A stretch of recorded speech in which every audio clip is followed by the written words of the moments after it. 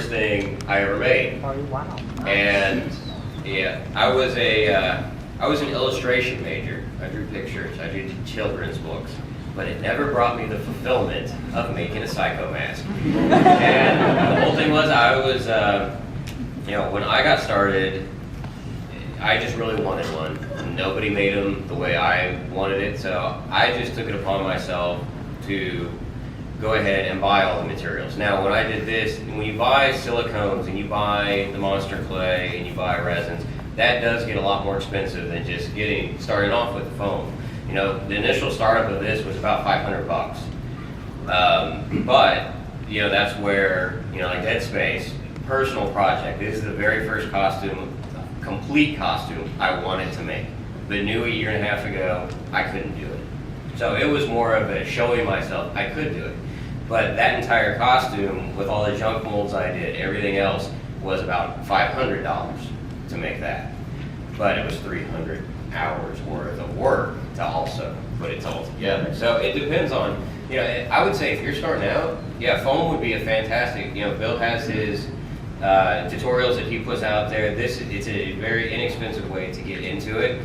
You know, if you want to start, if you're into sculpting, you know, doing the monster clay route is a way to do it. Do your smooth on products, your Rebound 25 silicone, smooth cast 300 to actually cast it up. But it's going to be a little more expensive than your initial costs. I don't know if you're worried about like doing like a full suit of armor or starting with something smaller, but I definitely say go with what you're passionate about. Like if you want to build a full suit of armor, just build it. You know, I'm very much a guy that I learn from my mistakes. You'll make a lot of mistakes, so you'll learn quickly. It's, you know, the fastest way. Rather than doing something, you know, you'll be more motivated. Rather than doing something, you know, you're not so passionate about. Really doing something that gets you excited and you want to work on when you get home, or you know, when you have time. That's what you're going to be successful at. Yeah. In the calendar going around, Mr. April, Sam Gideon, Vanquish, the video game Vanquish, that was one of his first full builds he did on his own, and he spent 2 years building that from scratch, and it was a learning process the entire way.